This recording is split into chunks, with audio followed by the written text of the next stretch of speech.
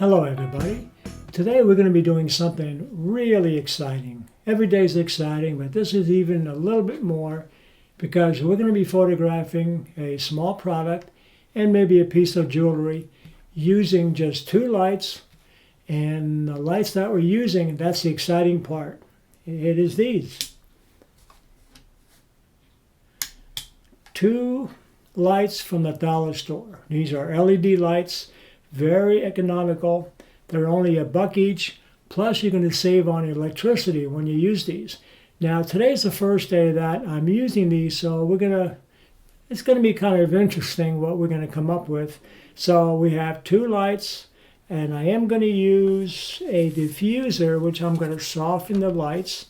And I have this old frame. Well, I think this is a dollar store frame too. But inside here, I put a diffuser. This is called vellum, translucent vellum. And although the dollar store didn't have these, so I had to get these at a craft supply store. But I have this is 8.5 by 11 that I cut down to 58 by 10 frame. And I also picked up a couple frames like this at the dollar store. These are also 8 by 10s. And I figured I'd keep it a little bit interesting.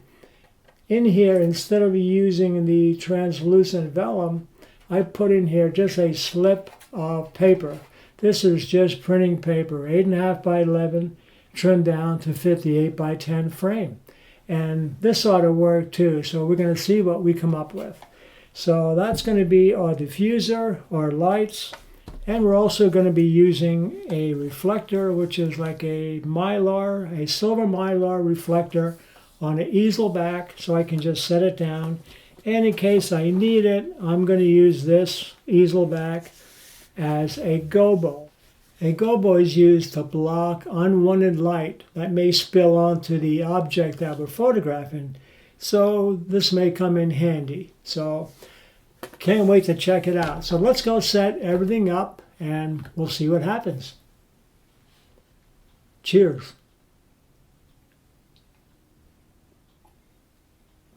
Good water. So we're going to start with our table. You can use any small table. This is a posing table. And just to make it a little bit larger, I'm just going to put a piece of foam board on here.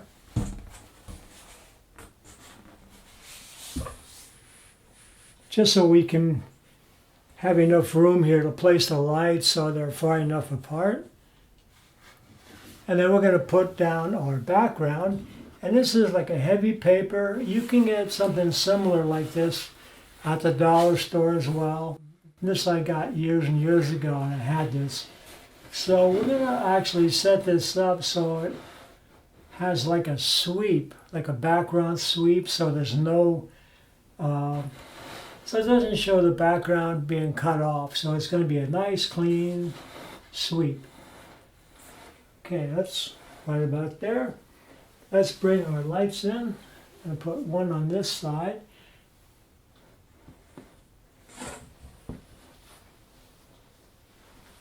So what we have here is a main light, and then this is going to be used more as not a background light, but more of a kicker light.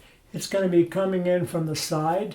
So it's going to give the object that we're photographing a little bit more dimension instead of being real flat.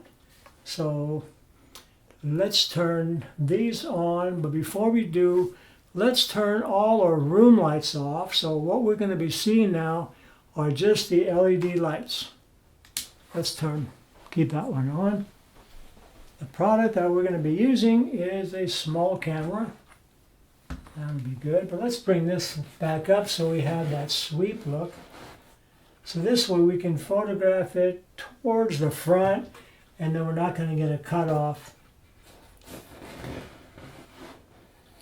Let's try it right about there. So you can see what I mean about we're going to have to use a diffuser to soften these lights because this is very, very harsh lighting. And you probably don't want to use these lights as they are. Get some very contrasty lighting. In fact, Let's take a quick photo so I can show you what the difference is after it's all said and done. And to keep it honest, we're going to be using just our phone, iPhone 11 Pro Max, to take a photograph of our Nikon here. And let's take it, even though I would never photograph it like this, well, unless you want something more dramatic, of a dramatic look. But it could be so much nicer, which we're going to point out in just a few minutes. So let's go ahead. Okay, I'm going to be shooting in photo mode because I don't really need to blur the background, which is what I do sometimes when I'm shooting in portrait mode. But photo mode, but I am going to use the telephoto lens. So, okay, this is just two lights. We don't have any reflectors added in. Let's just take this, and then we're going to fine tune everything as we bring all our different ingredients together. Kind of interesting, but very contrasty. And then we have our really heavy shadows, but we can soften those up. But you know what, though, let me just fine tune this because this is kind of interesting. And it might be, for like a different look, it might be kind of neat. Once you're able to see and understand light, you can just work with it. You can change it around. And with the continuous light, like an LED light or fluorescent even, something that's on all the time, is going to be a lot easier to work with than, say, a flash. So here we can actually see what we're getting. Let me see. Okay, that takes care of the one shadow that we have. Let's take another one and see what we come up with. And for this one here, I adjusted our backlight back there so it goes a little bit behind the camera and kind of gives it a spotlight effect. Kind of interesting too. Always take two just in case I hiccup or something. Well, that's kind of interesting too. Let's see what happens as we start to add the ingredients in here.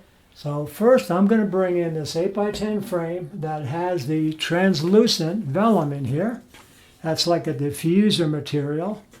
And just for the heck of it, keep it simple, we're going to just lean in against here. I mean, you can get it fancy if you want to get it like a clamp or something. So like I said, I'm just doing this for the first time today just to try it out and see what we can come up with. And the other thing, and this is the other frame that I got, the acrylic one. And this, let's change the light because I'm going to bring this in a little bit from behind so we get a little bit more of a dimensional effect.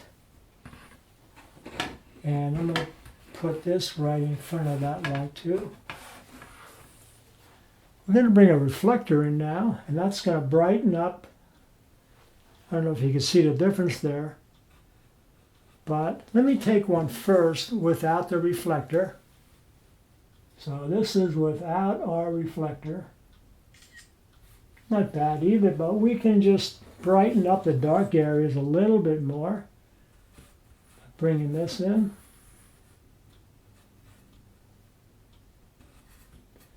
Bring it in right about there.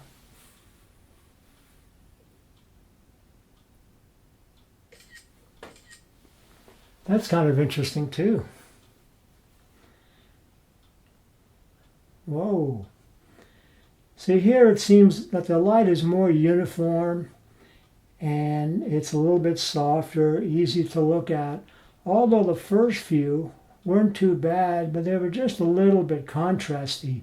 We have a lot of dark spots. That's hard to see the detail in the dark areas, but by softening the light up, we get an overall nicer view, nicer detail in even the shadow areas. So let's do one more thing, and we might not even need it all that much, but I'm going to bring in a gobo. Now, before I do though, let me mention I do have a translucent vellum, in this frame here, and our kicker light back here is just a piece of printing paper slipped into the 8x10 frame. I just want to see what happens if I bring in a gobo So we cut some of that side lighting out because there's some spill light. It's not too bad though, but let's just see if this will help. Cut some of the spill light out on the bottom there.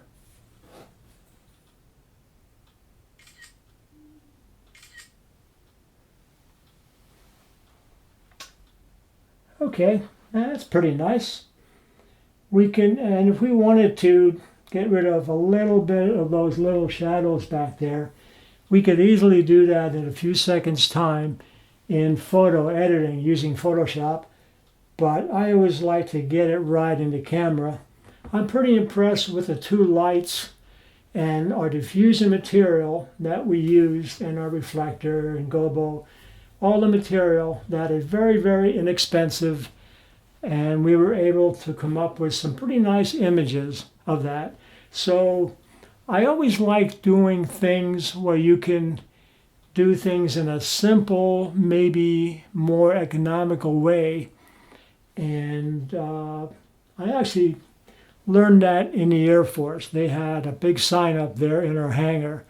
Maximum utilization of available resources means that you can do so much with very little. And you really can. You don't have to get all the fancy gear unless you want to. But if you don't, there's a way around it and you can make it work. So let's go into our next phase and we're going to photograph a piece of jewelry and see what happens. We're going to be photographing a gold and turquoise necklace, and we have the same setup, our diffuser over our dollar store lights, and of course I also have a reflector added. And we're going to be using our phone again to take the photos, and we have it against a black velvet background. So let's take a photo, and we may do a background change after this one. And I took this more of a close-up. I didn't want to get the whole thing in, but just the flow of the chain and then the colors and texture of the turquoise and the gold. And also by using these diffusers, it's going to make the gold color tones a little bit nicer. So let's do a background change on this. I just changed the background on this necklace, and we can have a choice of whether we want to use the black or this is more like a textured surface paper, and it gives it a nice feeling. I think it's kind of a nice rugged or even an upscale look to it. So let's photograph that. Okay, I'm going to do some with the telephoto lens. And for this, I'm going to adjust the exposure. I'm going to darken it just a little bit. I like that too. And this is kind of a different look. It has a nice gold tone background, gives it a nice texture to it, and it's a little bit different. So this is just one in a series that we might take. So you can see by looking at our simple lighting, using our diffusers. I have the same diffusers here. This is the translucent vellum. I actually added a second one. I just laid it over the front of the frame. And in this one here, because I wanted more diffusion, I have a piece of 8.5 by 11 paper. I cut down 8 by 10 to fit the frame. So this gives it a little bit more diffusion. So it's a little bit less light coming in here. And of course, we're using our reflector again. So that's it for that. So thank you for watching.